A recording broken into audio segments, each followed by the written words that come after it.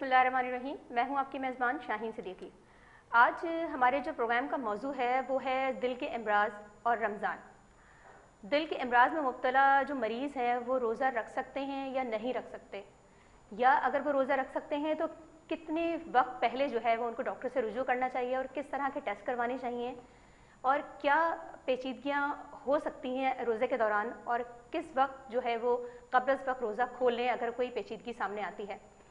पाकिस्तान की अगर हम बात करें तो पाकिस्तान में 3.5 लाख अफराद जो है वो सालाना अमराज़ क़ल्ब की वजह से हलाक हो जाते हैं, जबकि अगर हम देखें तो पाकिस्तान में जो मौत की सबसे बड़ी अमवात की जो सबसे बड़ी वजह है वो अमराज़ क़ल्ब ही है। और अगर हम बुलंद फ़शार खून की बात करें तो हर तीसरा फ़र्द जो है वो पाकिस्तान में बुलंद फ़शार खून यानी हाई ब्लड प्रेशर का मरीज़ है। और हाई ब्लड प्रेशर का मरीज़ और ज़्याबितीज़, क्योंकि ज़्याबितीज़ में हम तीसरे नंबर पर हैं और बुलंद फ़शार खून की तादाद भी बहुत ज़्यादा मरीज़ों की तादाद है, तो दिल के अमराज 40% जो दिल के अमराज में मुब्तला अफराद होते हैं वो ज़्याबितीज़ के होते हैं, और बुलंद फ़शार खून की भी तकरीबन यही तादाद है। तो आज हम हमारे स्टूडियो में माहिरीन मौजूद हैं। हम उनसे गुफ्तगू करेंगे कि आया कि दिल के अमराज में मुब्तला अफराद रोज़ा रख सकते हैं और उनको क्या एहतियातें करनी चाहिए। मैं पहले तारुफ करवाऊँगी अपने मेरे पास डॉक्टर फ़रज़ाना आमिर हाशमी मौजूद हैं, माहिर अमराज क़ल्ब हैं, तब्बा इंस्टीट्यूट ऑफ हार्ट डिज़ीज़ से इनका ताल्लुक़ है। प्रिवेंटिव कार्डियोलॉजी और रिहेबिलिटेशन पे बेसिकली ये माहिर हैं। जबकि हमारे साथ दूसरे मेहमान जो मौजूद हैं डॉक्टर इरफान चांदना नाम है, माहिर अमराज क़ल्ब हैं, तब्बा इंस्टीट्यूट ऑफ हार्ट डिज़ीज़ से इनका ताल्लुक़ है। अस्सलाम वालेकुम, वेलकम कहती हूँ आपको प्रोग्राम में। मेरा पहला सवाल डॉक्टर इरफान आपसे है। मुझे ये बताइएगा कि जो अमराज़ क़ल्ब के मरीज़ हैं, बहुत सारे मरीज़ ऐसे हैं जो ज़्याबितीज़ का भी शिकार हैं, हाई ब्लड प्रेशर का भी शिकार हैं, कौन से ऐसे मरीज़ हैं जो रोज़ा रख सकते हैं और कौन से ऐसे मरीज़ हैं और रोज़ा नहीं रख सकते? और दूसरा मेरा सवाल ये है कि कितने वक्त पहले जो है उनको डॉक्टर से रुजू करना चाहिए अगर जो मरीज़ रोज़ा रख सकते हैं, और कौन से टेस्ट हैं जो उनको करवाने चाहिए? सबसे पहले तो मैं आपका और आपके इदारे का शुक्रिया अदा करना चाहूँगा कि आपने हमें मौका दिया कि हम यहाँ आएँ और इतने अहम मौजू पे बात करें।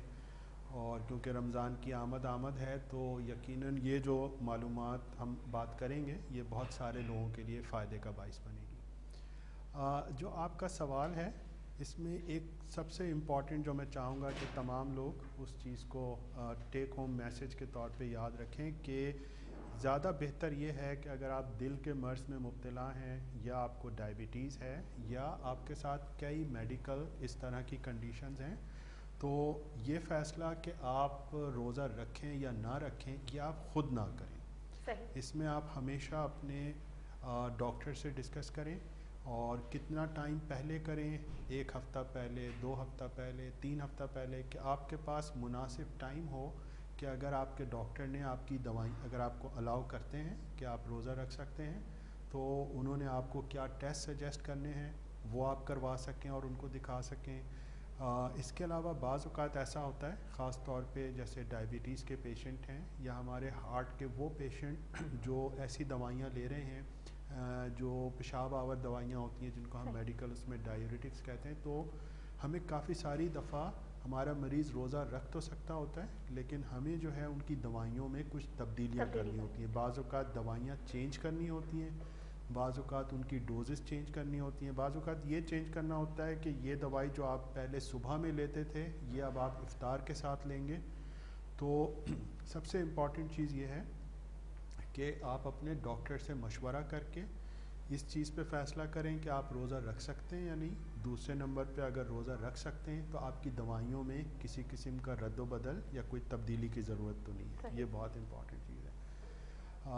जो दिल के अमराज हैं या हमारे जो पेशेंट्स होते हैं वो बड़े मुख्तलिफ़ किस्म के होते हैं। जैसे कोई यंग पेशेंट हैं 45-50 साल के और उनकी कोई एक एंजियोप्लास्टी हो गई और उनके साथ कोई और दूसरी मेडिकल प्रॉब्लम्स नहीं है, तो यकीनन वो सेफली रोज़ा रख सकते हैं। उसके मुकाबले में किसी की एज 75-80 साल है और उनको डायबिटीज़ भी है और उनके किडनीज़ भी वीक हैं, क्रेटिनिन के टेस्ट में एबनॉर्मेलिटी है और उनकी कोई एंजियोप्लास्टी या बाईपास सर्जरी भी हुई है, तो आम तौर पे इस तरह के लोगों को हम मना करते हैं कि आप रोज़ा ना रखें।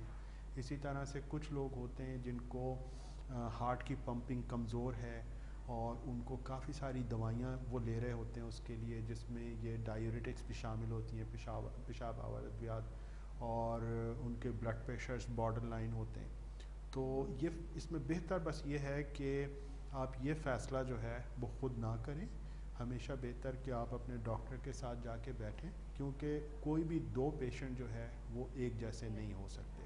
तो ये बस मेरा इसमें इम्पॉर्टेंट मैसेज होगा कि अपने डॉक्टर से डिस्कस करके फ़ैसला करें। सही। अच्छा मैडम फरजाना, मुझे ये बताइएगा कि कितने दिन कबल, मतलब कौन से अहम टेस्ट हैं जो पेशेंट्स को रोज़े से पहले, मतलब रमज़ान से पहले अगर वो रोज़ा रखना चाह रहा है तो उसको कौन से ऐसे अहम टेस्ट हैं जो उनको करवाने चाहिए, और डॉक्टर से कितने दिन कबल जो है वो उनको रुजू करना लाजमी है? मतलब अगर एक हफ़्ता पहले वो गए हैं और वो टेस्ट भी उनके हो चुके हैं, अगर डॉक्टर ज़्यादा सजेस्ट करेगा कि वो रख सकते हैं या नहीं रख सकते, कितने दिन कबल जो है, और कौन से अहम टेस्ट हैं जो हमें, कुछ अहम टेस्ट भी बताइए कि वो कौन से अहम टेस्ट हैं जो करवाने चाहिए। पहले तो आपकी मदद करने का शुक्रिया। दूसरा, जैसे डॉक्टर इरफान ने अभी कहा कि ऐसे जनरलाइज बताना कि ये टेस्ट पहले कर लेने चाहिए और उसकी बजाय आपके मर्ज को देख के आपका डॉक्टर ज़्यादा बेहतर डिसाइड कर सकता है, क्योंकि देखिए अननेसेसरी टेस्ट कराना भी बिला वजह है, ठीक है। और दूसरा ये कि आपके हर मर्ज के लिए आपको मुख्तलिफ इकसाम के टेस्ट करवाने पड़ते हैं, तो जब आप डॉक्टर से कंसल्टेशन करेंगे तो वो ज़्यादा बेहतर आपको एडवाइस कर सकता है। जैसे अगर आपको किडनी का प्रॉब्लम है तो आपको डिफरेंट टेस्ट कराने पड़ेंगे, क्योंकि दिल का मरीज़ खाली एक दिल का मर्ज नहीं होता, उसके साथ एसोसिएटेड प्रॉब्लम्स दूसरी भी होती हैं। तो आपका डॉक्टर जब आप कंसल्ट करेंगे वो ज़्यादा बेहतर बता सकता है, बजाय इसके कि हम रैंडम इसी तरह टेस्ट करवाएं और फिर इसके बाद हम डॉक्टर को जाके दिखाएं। तो जब आप कंसल्ट करेंगे तो जो रेलिवेंट टेस्ट हैं वो ज़्यादा बेहतर उस वक्त एडवाइस किए जा सकते हैं। सही। अच्छा, इसमें जो है ये डिसीजन पेशेंट्स को खुद नहीं लेना चाहिए कि कौन से टेस्ट करने, लेकिन आम तौर पे जो हम रूटीन टेस्ट कराते हैं हमारे वो पेशेंट जो बिल्कुल स्टेबल हैं, उसमें लिपिड प्रोफाइल है, फास्टिंग ब्लड शुगर है, और अगर नॉन डायबिटिक हैं तो जो 3 महीने की ब्लड शुगर की इंफॉर्मेशन देने वाला टेस्ट है जिसको HbA1c कहते हैं, वो हम करते हैं। इसके अलावा बहुत इम्पॉर्टेंट होता है कि क्रेटिनिन और इलेक्ट्रोलाइट्स ये हम करें, ख़ास तौर पे वो लोग जो किसी ऐसी दवाई पे हों जिनसे इन चीज़ों पे इफ़ेक्ट हो सकता हो।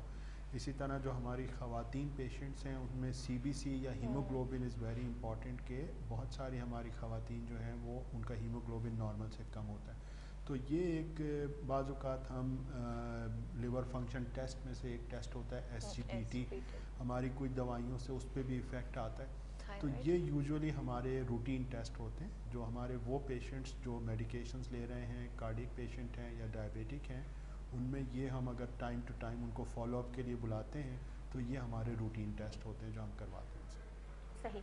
अच्छा सर, आप मुझे ये बताइएगा कि जो लोग रोज़ा रख रहे हैं और डायबिटिक भी हैं और दिल के अमराज में भी मुब्तला हैं, उनको रोज़े के दौरान क्या एहतियात करनी चाहिए, और वो क्या कंडीशन है कि अगर उनको कुछ अलामत महसूस हों, वो कौन सी अलामत हैं कि उनको कब्ल वक्त जो है वो रोज़ा खोल लेना चाहिए?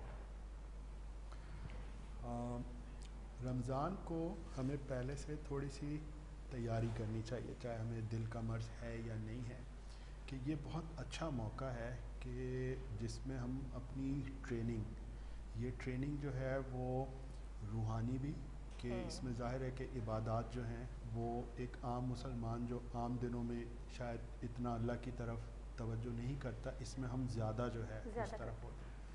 तो एक तो हमें अपनी रूहानी तरबियत की तरफ फोकस करना चाहिए कि हम अपने आप को असेस करें और कुछ चीज़ें हम अपने से वादा कर लें कि ये चीज़ें हम करने की कोशिश करेंगे। सही। अगर आप आज का दौर में देखें तो इस वक्त जो है वो रोज़े पे इतना ज़्यादा रिसर्च मटेरियल और इस तरह की चीज़ें अवेलेबल हैं कि जब आप उनको पढ़ते हैं और देखते हैं तो आप हैरान रह जाते हैं कि आज से 1400 साल पहले अल्लाह ताला ने अपने नबी के ज़रिए हमें जिस चीज़ के लिए कहा, और उस वक्त तो ये सारी मालूमात, ये सारी इंफॉर्मेशन नहीं थी, तो उसमें से एक एक चीज़ जो साइंस टेस्ट कर रही है आज, और ये टेस्ट जो है ये अमेरिकन हार्ट एसोसिएशन, ब्रिटिश, इनकी गाइडलाइंस में ये इसके रिज़ल्ट्स जो हैं वो अवेलेबल हैं, और इस तरह के आर्टिकल्स कि ये ओवरऑल हमारी हेल्थ के लिए, जिसमें वो लोग जिनको डायबिटीज़ है या वो लोग जिनका वज़न ज़्यादा है, बॉर्डर लाइन उनको शुगर है, बॉर्डर लाइन ब्लड प्रेशर बढ़ा हुआ है, कोलेस्ट्रॉल बढ़ा हुआ है, ये देखा गया है कि अगर हम रोज़े को उसकी रूह के मुताबिक उन चीज़ों को फॉलो करें तो हमें इन सारी चीज़ों में जो है वो जिस्मानी तौर पे फ़ायदा होता है। रिसर्च ने ये साबित किया है कि वो लोग जो रोज़ा रखते हैं उसमें दिल के अमराज होने की कमी, उनके दिल के अमराज जो हैं वो कम हो जाते हैं।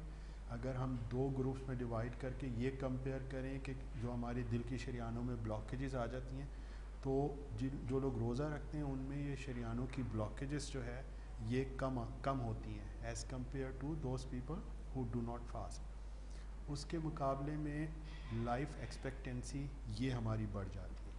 अब आपका ये सवाल कि जी हमें करना क्या चाहिए, रोज़े से हम कैसे ये तिब्बी फ़वाइद कैसे जो है हम ये हासिल कर सकते हैं। देखें, आम दिनों में यूजुअली हम 3 दफ़ा खाना खाते हैं, रोज़े की हालत में हम 2 दफ़ा खाते हैं। ठीक है, तो इसका मतलब ये कि हमारी जो फूड इंटेक है, जो खाना हम आम दिनों में खा रहे थे, हमें उससे कम क्वांटिटी में अब हम 2 दफ़ा खा रहे हैं।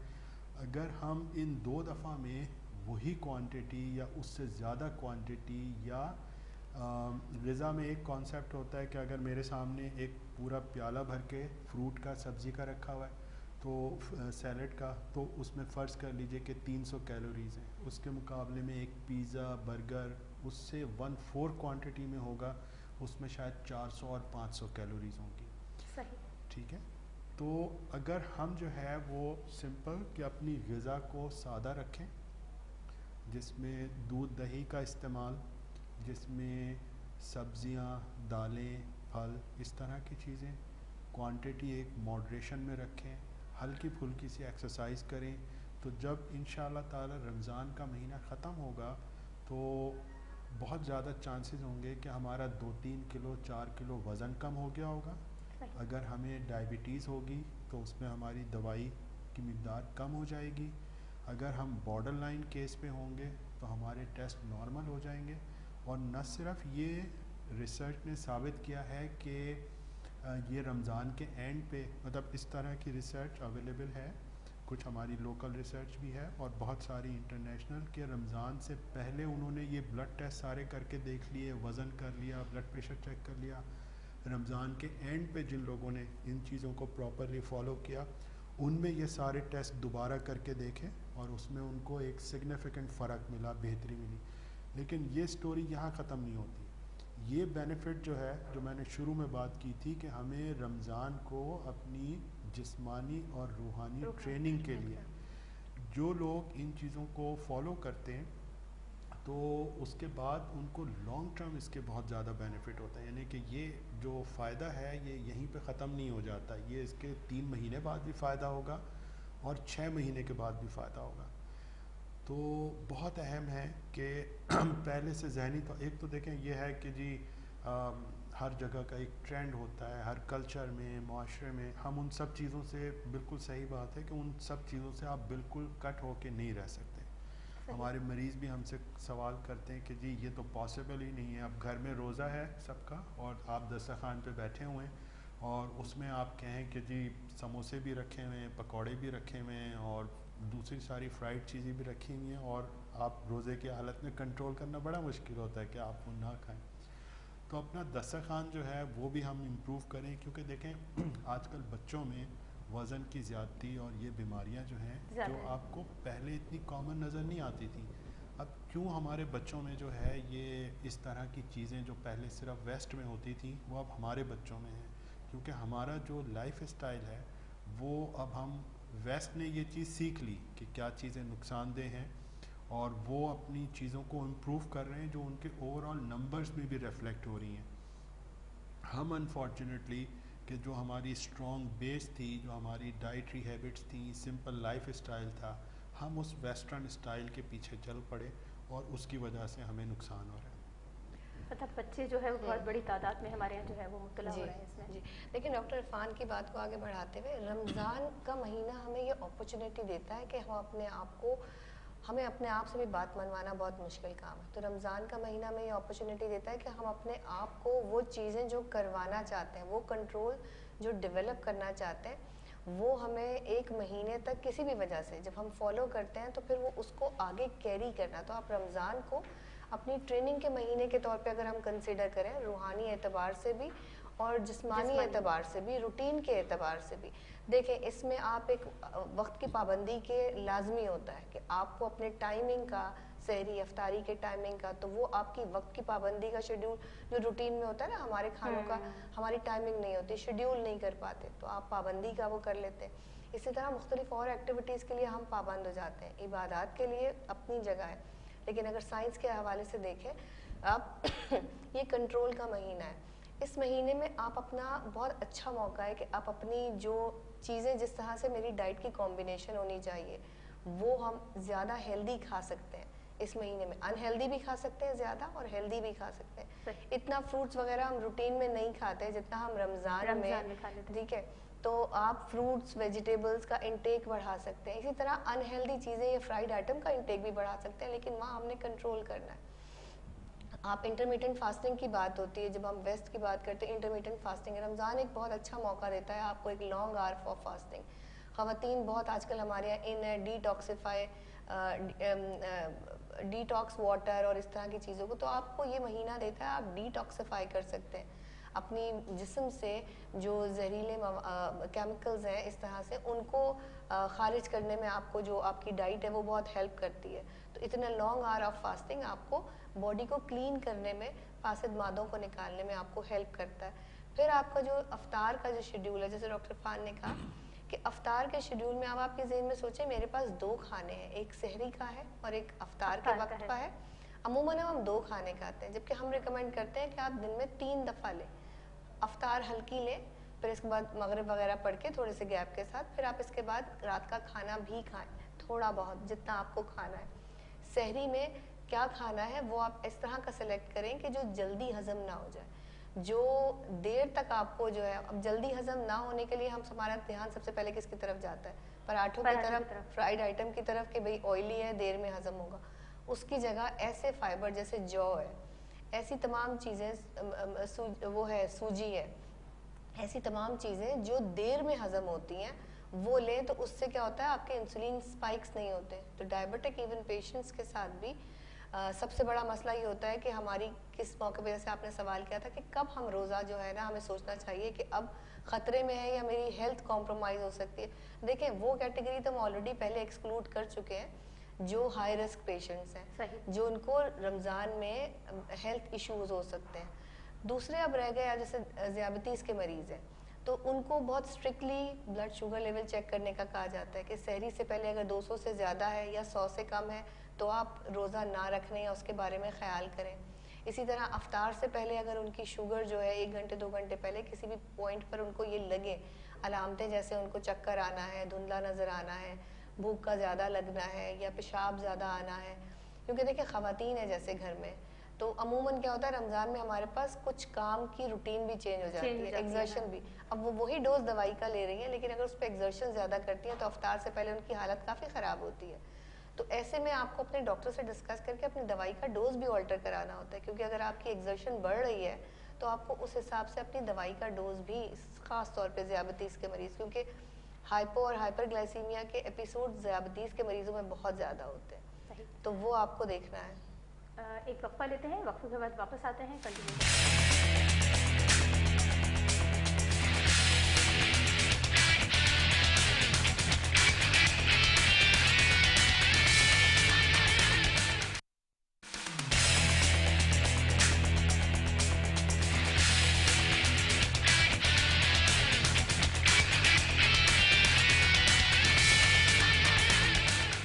प्रोग्राम में खुशामदीद कहते हैं।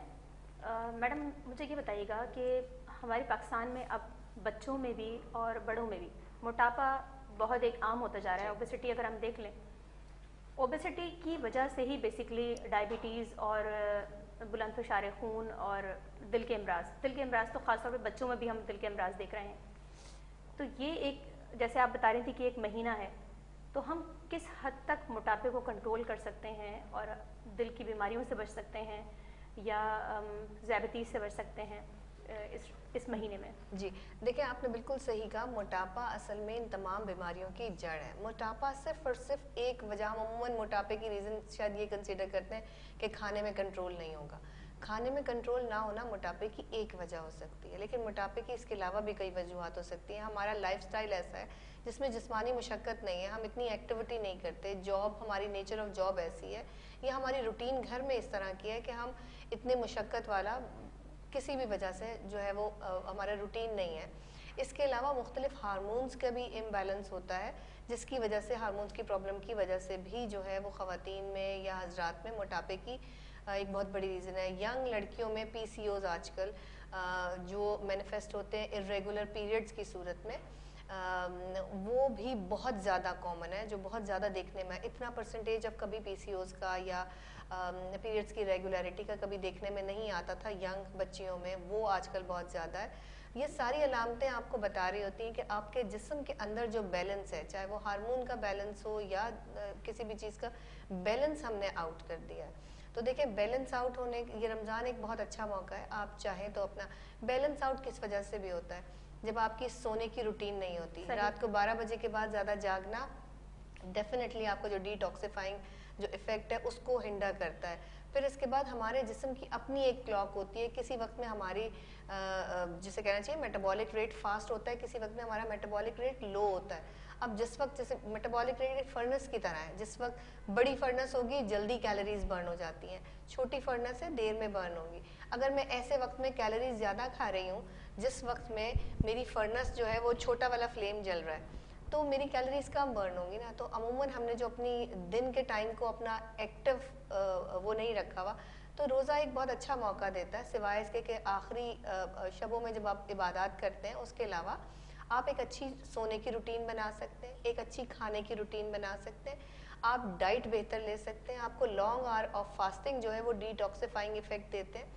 तो अगर आप उसके रूह की तरह जो है वो रोज़ा रखें, तो फिर आप, लेकिन ये उस सूरत में सिर्फ और सिर्फ आपको वेट रिडक्शन में हेल्प करेगा कि अगर आप अपने अफ्तार में, अपने दस्तरखान पे, अपनी टेबल पे फ्राइड आइटम कम रखें, ऐसी चीज़ें रखें जो हेल्दी हैं, जिससे पेट भर जाता है। देखिए, आपको अफ्तार के वक्त दो तरह की तवानाई की ज़रूरत होती है, एक क्योंकि लंबे आवर ऑफ फास्टिंग होते हैं तो इमीडिएट आपको तवानाई मिल जाए, और दूसरा ये कि वो थोड़ी देर तक इस तरह से आपको एनर्जी भी दे।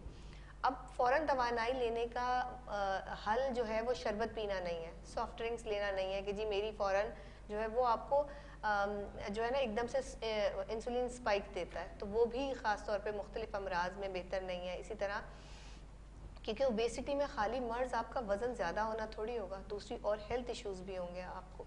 तो आप उसकी जगह फ्रेश फ्रूट्स लीजिए, फ्रेश फ्रूट्स आपको इमीडिएट एनर्जी भी देते हैं। आप खजूर ले सकते हैं जो फ़ौरन आपको तवानाई भी देते हैं और आपका शुगर लेवल भी बहाल करते हैं, बजाय इसके कि हम शरबत से, सॉफ्ट ड्रिंक से क्विक एनर्जी लें। आप खजूर से क्विक एनर्जी लें, आप फ्रूट से क्विक एनर्जी लें, ठीक है। फिर उसके बाद फ्राइड आइटम खाने की बजाय आप उसके ऑल्टरनेटिव, ठीक है, हम बीइंग एन एशियन, पकौड़ों के बगैर, समोसों के बगैर रमज़ान का तसव्वुर ही नहीं होता, वो लगता ही नहीं है कि आज रोज़ा है, ठीक है। आप कितना भी कहें जी खाने से आप वो करें, लेकिन नहीं, जब तक आप एक पकौड़ा, तो आप खाएं लेकिन कंट्रोल करें पोर्शन, ठीक है। आप छोटे पकोड़े बनाएं, 1 से 2 पकोड़े खा लें या कोई फ्राइड आइटम खा लें। आजकल एयर फ्रायर है, तो आप अपनी डीप फ्राई करने की बजाय आप एयर फ्रायर यूज़ कर सकते हैं। इसी तरह और दूसरे आइटम्स हैं जो आप ले सकते हैं। आप ऐसी चीज़ें जो ज़्यादा कैलोरी, एक कंसेप्ट है कैलोरिक रिच जो आपकी फूड होती है। पोर्शन साइज तो छोटा होता है लेकिन उसमें कैलोरीज बहुत ज़्यादा होती हैं। देखें, इतना फ्रूट अगर आपने खा लिया उसमें इतनी कैलोरीज नहीं है, वर्सेस अगर इतना आपने पिज़्ज़ा का टुकड़ा, इतना केक का टुकड़ा, इतना कोई और ऐसी रिच किस्म की क्रीमी चीज़ आपने ले ली, तो उसमें आपकी कैलोरीज ज़्यादा जाएंगी और उसमें पेट इतना नहीं भरता। तो आप पहले वो चीज़ खाएं जिससे आपका पेट भर जाता है, फिर इसके बाद आप बेशक पकौड़ा या कुछ इस तरह से खाना चाहते हैं, आप छोले खा सकते हैं, छोले बहुत अच्छे हैं। बीन्स की चाट खा सकते हैं, वो बहुत अच्छा है आपके अफ्तार में कि आप लें। ऐसी बहुत सारी चीज़ें हमारी रिवायत का हिस्सा हैं ऑलरेडी। हमारी रिवायत का हिस्सा कभी भी पिज़्ज़ा और ये बर्गर और ये सारी चीज़ें नहीं थी, तो सिर्फ पकोड़े थे, तो जब तक ये सिर्फ पकोड़े थे तो इतने बुरे नहीं थे। अब पकोड़ों के अलावा भी कैलोरी डेंस आइटम है, तो हमें कहीं तो कॉम्प्रोमाइज़ करना पड़ेगा। तो अगर आप सही तरीके से रमज़ान को एंजॉय करें और सेलिब्रेट करें तो वक्त वेट कम होता है, वरना पुट ऑन भी हो सकता है। अच्छा, मैं इसमें थोड़ा सा एक दो चीज़ें बस पॉइंट आउट करना चाहूँगा। जो ये समोसों और पकौड़ों की बात हो रही है, इसमें एक इम्पॉर्टेंट चीज़ ये है कि ये समोसे और पकौड़े जिस घी में फ्राई हो रहे होते हैं, जो आपने बाहर हलवाई की दुकान पे आप देखें, तो वो घी या वो ऑयल जो है वो घंटों तक वो चूल्हे के ऊपर रहता है, और वो मेरा ख्याल है कि जब तक वो जल के पूरी तरह से ख़त्म नहीं हो जाता, जब तक उसमें फ्राई होता रहता है। और अगर आप उसको देखें तो वो बिल्कुल ब्लैक कलर का और डीजल की तरह का इस तरह से होता है। अच्छा, होता यह है कि जब भी आप ऑयल को और घी को घंटों तक फ्राई करें और वो अपना कलर चेंज कर ले, तो उसमें कुछ जहरीले मादे बन जाते हैं, जो जहाँ दूसरे बहुत सारे उनके नुकसानात होते हैं, उसमें से एक नुकसान जो है वो हार्ट डिजीज़ का होना भी है। जो दिल की शरियानों में ब्लॉकेजेस बनती हैं, ये उसका एक सबब होते हैं। तो मोटापा या कैलोरीज इससे कतई नज़र इनका ये एक डिसएडवांटेज ये भी है। तो अगर आप घर में ऑयल यूज़ कर रहे हैं तो उसमें बेहतर होगा कि मैक्सिमम 2 या 3 दफ़ा की फ्राई करने के बाद वो ऑयल जो है वो आप फर्दर यूज़ ना करें और उसके बाद आप उसको जो है वो डिस्कार्ड कर दें। अच्छा, दूसरी जो एक चीज़ थी मोटापे से रिलेटेड या ओबेसिटी, उसको पब्लिक को समझाने के लिए, एक तो कुछ लोगों में ये मौरूसी हो सकती है कि जैसे फैमिली में कई लोग हैं और वो सब जो हैं उनका वज़न ज़्यादा है। फिर जैसे डॉक्टर फरजाना ने बात की कि कुछ बीमारियां, तो बहुत इम्पॉर्टेंट है कि अगर किसी का वज़न ज़्यादा है तो ये अज्यूम ना करें कि भाई ये सिर्फ इस वजह से है कि हम खाना ज़्यादा खाते हैं और हम चलते फिरते नहीं। सही। कुछ ऐसी बीमारियां हैं जिनकी वजह से वज़न बढ़ सकता है, तो बेहतर है कि आप किसी ऐसे फिजिशियन से जिसका इस शोबे में एक्सपीरियंस हो, क्वालिफाइड हो इस शोबे के लिए, उनसे ज़रूर मशवरा कर लें। ज़्यादातर लोगों में जो 35-40 ईयर्स, इसमें जो वज़न की ज़्यादती होती है, इसको हम मेडिकल में एक टर्म यूज़ करते हैं, मेटाबॉलिक सिंड्रोम।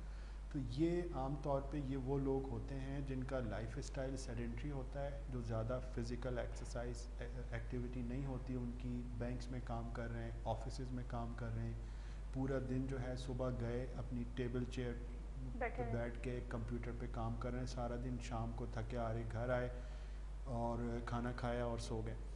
तो ये लोग जो हैं, इनका लाइफ स्टाइल बेहतर करने से इनकी ओबेसिटी जो है न सिर्फ ये कि वो बेहतर हो सकती है, बल्कि जो है वो फ्यूचर में आगे चल के दिल की तकलीफ़ होने का, ब्लड प्रेशर होने का, शुगर होने का रिस्क जो है, या फालिज होने का रिस्क इन लोगों को कम हो सकता है। इसमें ख़ास तौर पे वो लोग हमारे जिस्म में मुख्तलिफ़ किस्म की चर्बी होती है, ख़ास तौर पे वो चर्बी जो पेट के गिर्द जमा होती है, वो सबसे ज़्यादा सेंट्रल ओबेसिटी, वो सबसे ज़्यादा नुकसानदेह होती है। तो हम में से हर शख्स खुद अपने आप को इवेलुएट कर सकता है। जो भी लोग इस प्रोग्राम को देख रहे हैं, अगर सेंट्रल ओबेसिटी है और उनकी उम्र जो है वो 30-35 साल या इससे ज़्यादा है, तो उनके लिए बहुत ज़रूरी है कि अपनी ग़िज़ा में तब्दीली करें, अपनी ग़िज़ा में सब्ज़ियाँ, दालें, फल, इन चीज़ों का पोर्शन बढ़ाएँ, और तली हुई चीज़ें, मुरगन ग़िज़ाएँ, बाहर के खाने, इसको कम करें, और रोज़ाना कोशिश करें कि किसी न किसी किस्म की 30 मिनट्स 45 मिनट्स की कुछ फ़िज़िकल एक्टिविटी में इंगेज हों।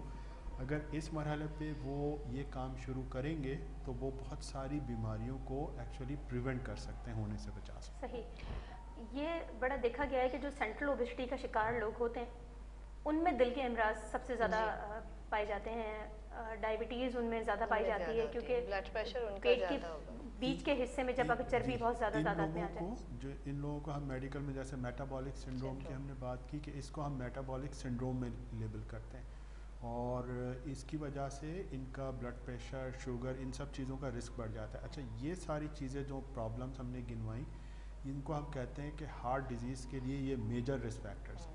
तो जिन लोगों में जितने ज़्यादा ये रिस्क फैक्टर्स होंगे कि ये सारी प्रॉब्लम्स भी हैं, इसके साथ वो फ़िज़िकल एक्टिविटी भी नहीं है, इसके साथ स्मोकिंग भी करते हैं, इसके साथ उनकी फैमिली में भी दिल की तकलीफ़ है, तो ये लोग बहुत ज़्यादा हाई रिस्क होते हैं कि उनको आगे चल के दिल की तकलीफ़ होने के इम्कानात बहुत ज़्यादा होते हैं। बहुत ज़्यादा। जो डायबिटीज़ और स्मोकिंग कॉम्बिनेशन है कि अगर कोई डायबिटिक जो है वो स्मोकिंग करते होते हैं तो ये हमने देखा है कि दिल की बीमारी के लिहाज से ये सबसे ख़राब कॉम्बिनेशन है और इन लोगों का रिस्क ज़्यादा होता है। अगर खुदा न खास्ता इनको एंजियोप्लास्टी या बाईपास सर्जरी के लिए जाना पड़े तो उसमें इलाज के दौरान पेचीदगियाँ होने का ख़तरा इनका ज़्यादा होता है और जब ये इस मरहले से आगे निकल भी जाते हैं तो इनको दोबारा से बीमारी आने का रिस्क जो है वो भी ज़्यादा होता है। सही।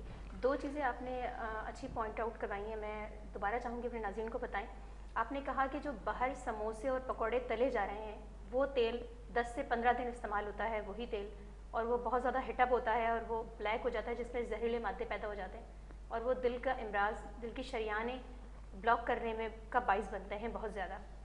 तो ये एक बड़ा अहम पॉइंट था, शायद लोगों को ये बात नहीं पता होगा क्योंकि बड़ी तादाद में अगर आप रमज़ान में देखें पहले रोज़े में ही आप देखें कि लाइनें लगी होती हैं, लोग समोसे खरीद रहे होते हैं बाहर के, और पकोड़े भी अब हमने देखा है कि बाहर ही फ्राई चीज़ें जो वो इस्तेमाल कर रहे होते हैं लोग। और जो घर में भी हम करते हैं उसमें हम खवातीन की प्रैक्टिस होती है, उम्मन बड़ी वाली कढ़ाई यूज़ करते हैं ताकि जल्दी उसमें फ्राई हो जाए। उसमें ज़्यादा ऑयल भी हम ज़्यादा डालते हैं, 2 और 3 दिन के बाद हम डिस्कार्ड नहीं करते उसको, हम उसी में रीफ्राई करते रहते हैं। जब वो कम हो जाता है मज़ीद ऐड कर देते हैं।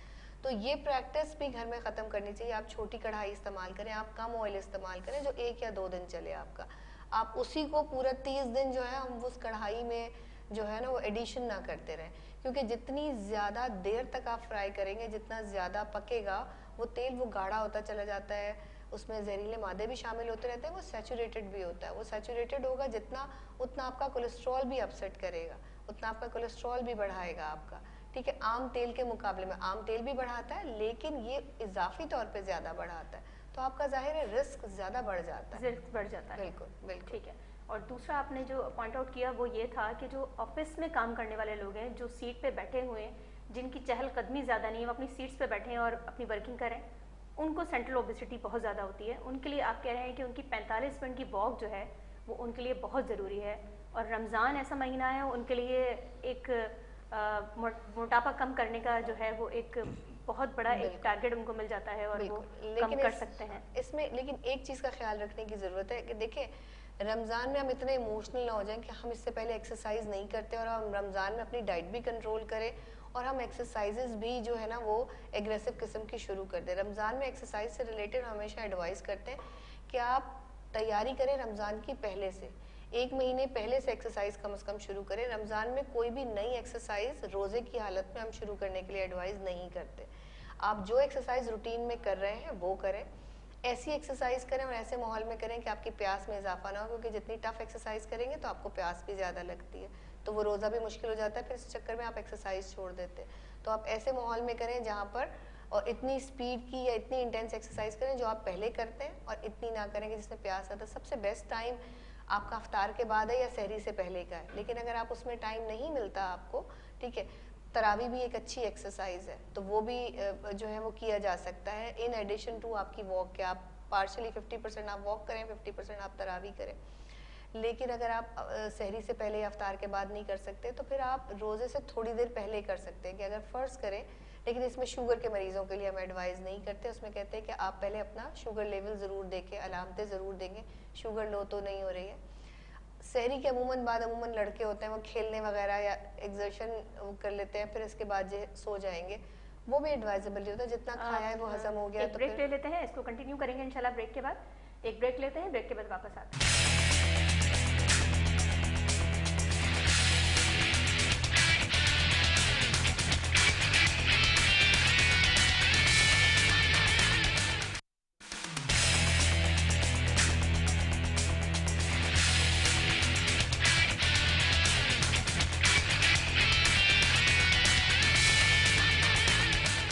प्रोग्राम में खुश आमदीद कहते हैं। मैडम कंटिन्यू करेंगे। हम वर्जिश के हवाले से बात हो रही थी कि रोज़े में जो है वो कौन से मरीज़ वर्जिश कर सकते हैं और कौन से नहीं कर सकते।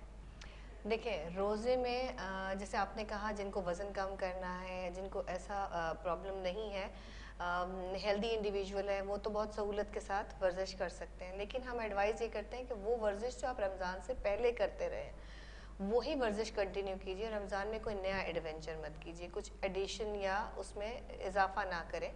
उतनी ही करें। आइडियली 45 टू 60 मिनट्स की एक्सरसाइज करनी चाहिए लोगों को, सबको। दिल के अमराज और जैसे डायबिटीज़ के मरीज़ हैं, उनको ये देखना पड़ेगा कि वो रमज़ान से पहले कितनी वर्जिश टॉलरेट करते थे। जितनी वो वर्जिश टॉलरेट करते थे, मशवरे के बाद वो उतनी ही वर्जिश कर सकते हैं। बस उनको अपना वर्जिश का टाइमिंग थोड़ा सा ज़रा स्मार्टली देखना पड़ेगा कि किस औकात में जो है वो वर्जिश करेंगे और ज़्यादा बेहतर महसूस करते हैं।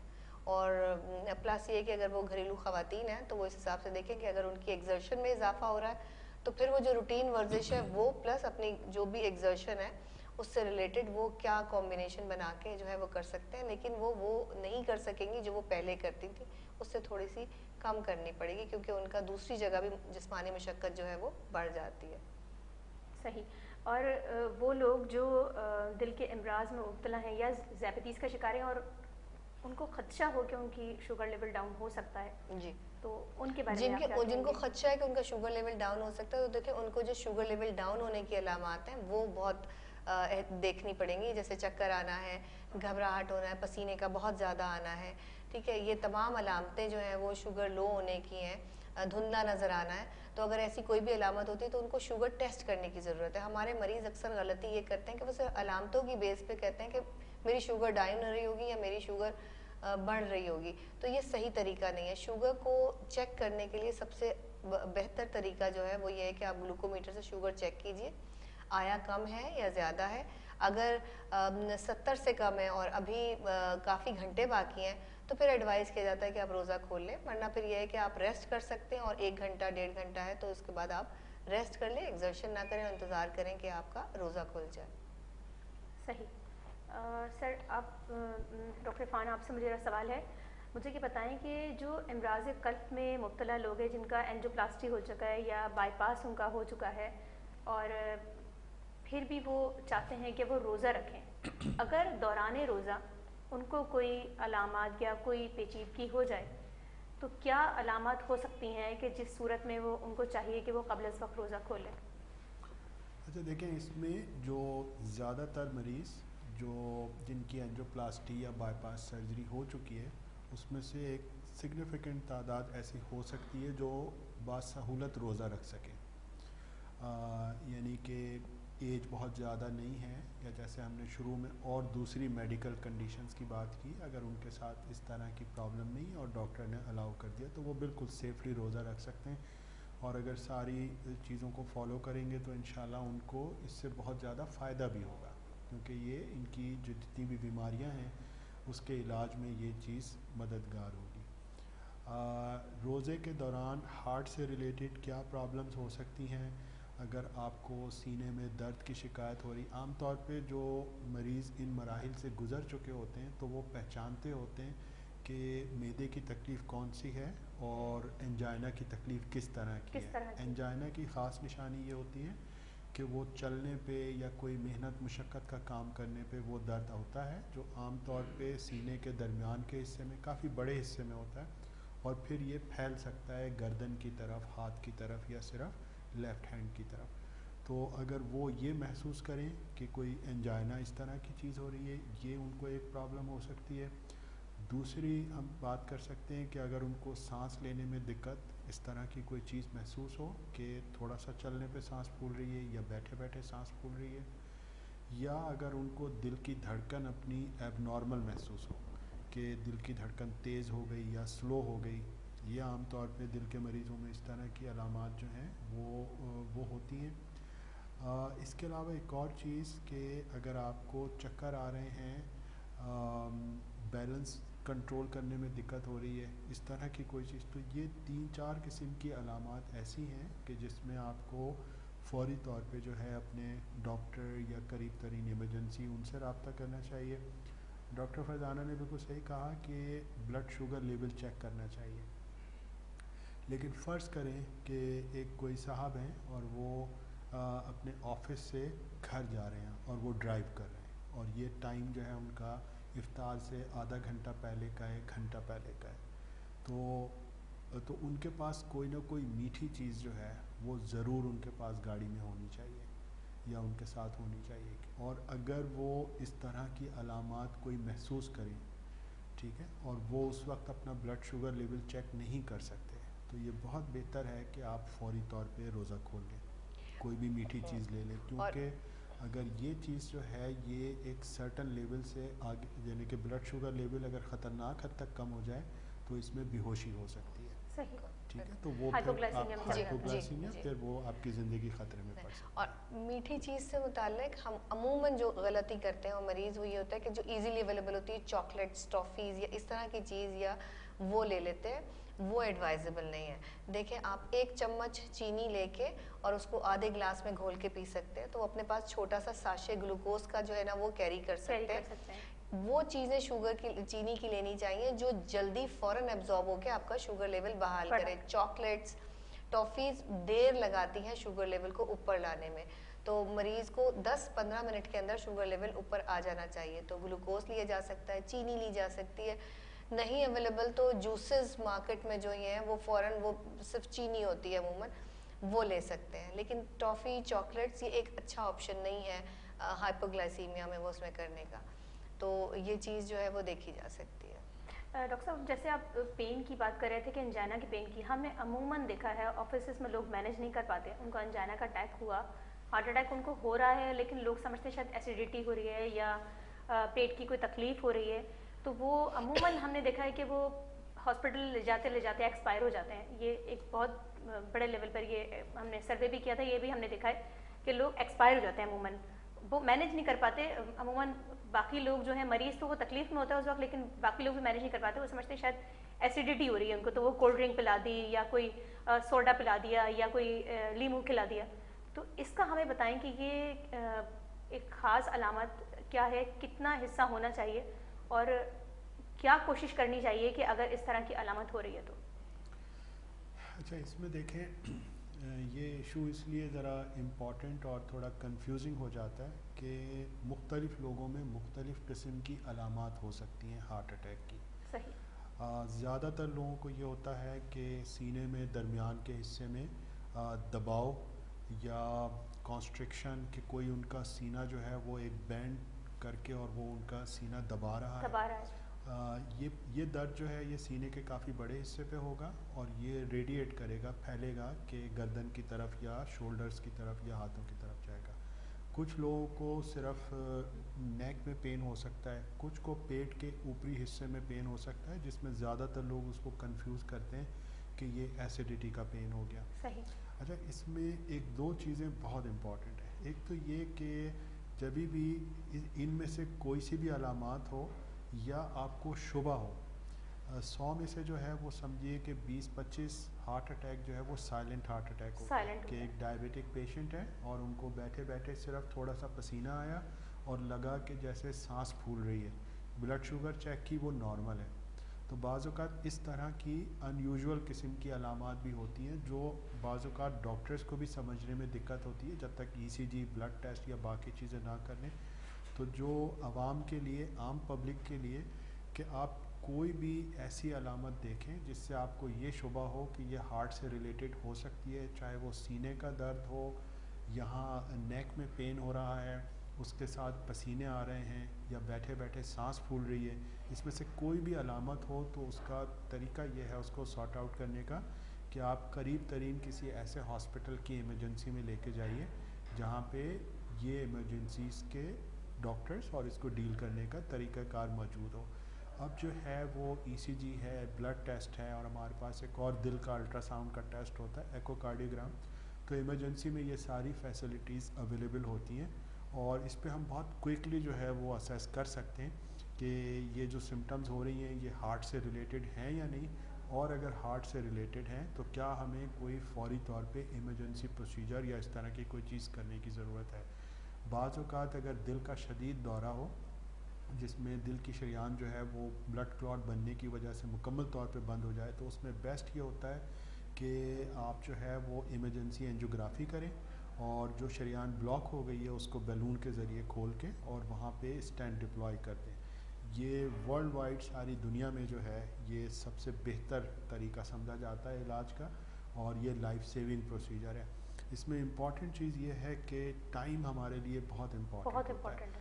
अगर मरीज़ को फ़ौरी तौर पे किसी ऐसे हॉस्पिटल ना लेके जाया जाए तो बहुत सारे लोग, जैसे आपने ख़ुद बताया कि वो बदकिस्मती से कोई ऐसी पेचीदगी हो जाती है, हार्ट बीट एबनॉर्मल हो जाती है कि वो अस्पताल तक फिर पहुंच ही नहीं पाते और उनकी डेथ वाक़ई हो जाती है। लेकिन अगर ये इलाज जो है चलें, अगर किसी न किसी तरह से वो मरीज़ ने वो टाइम गुजार भी लिया, अगर हम 4 घंटे के बाद, 6 घंटे के बाद, 8 घंटे के बाद मरीज़ को अस्पताल पहुंचाएंगे और उसकी बेहतरीन किस्म की एंजियोप्लास्टी हो भी जाएगी, तो भी इन घंटों के दौरान जो है वो हार्ट डैमेज हो जाएगा। तो ये जितना अर्ली हम ये प्रोसीजर कर सकें, पहले घंटे में, दूसरे घंटे में, उन लोगों को एंजियोप्लास्टी का मैक्सिमम फ़ायदा होता है। पहला घंटा बहुत अहम होता है। पहला घंटा बहुत इम्पॉर्टेंट। तो पब्लिक के लिए अगर हम उसको समराइज़ करें, कभी भी अगर आपको ऐसा शुबा हो कि ये जो मरीज़ को अलामात हो रही हैं ये हार्ट से रिलेटेड हो सकती हैं, तो किसी ऐसे हॉस्पिटल में मरीज़ को जल्द अज जल्द पहुँचाएँ जहाँ दिल के अमराज के इलाज की सहूलतें मौजूद। सही, ख़ास तौर पे पेट के ऊपरी हिस्से में लोगों को जो शिकायत होती है उसमें लोग मैनेज नहीं कर पाते, ये जो ये देखा गया है सर्वे।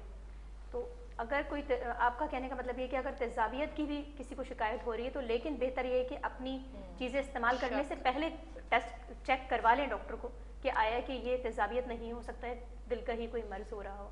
इसमें जो डॉक्टर्स के लिए भी, जो फैमिली फिजिशियन अगर हमें कोई सुन रहे हो कि जो एसिडिटी का पेन है, तो वो आम तौर पे मरीज़ को आइडिया होता है कि वो उसको फ़र्स्ट टाइम नहीं हुआ होता। वो कहते हैं कि मुझे हफ़्ता पहले भी हुआ था, 2 हफ़्ते पहले भी हुआ था, मैं दावत में गया था, वहाँ भारी खाना खा लिया तो मुझे ये हुआ। तो आम तौर पे लोग जो है वो यूज़ टू होते हैं कि ये उनका एसिडिटी का पेन है। दूसरा, अगर आप उन मरीज़ों का मुआयना करें जिसको एसिडिटी की वजह से पेन हो रहा है, तो यकीनन तो आम तौर पे पेन की साइड पे उनको अगर आप प्रेस करेंगे तो उनको पेन फील होता है, ठीक है।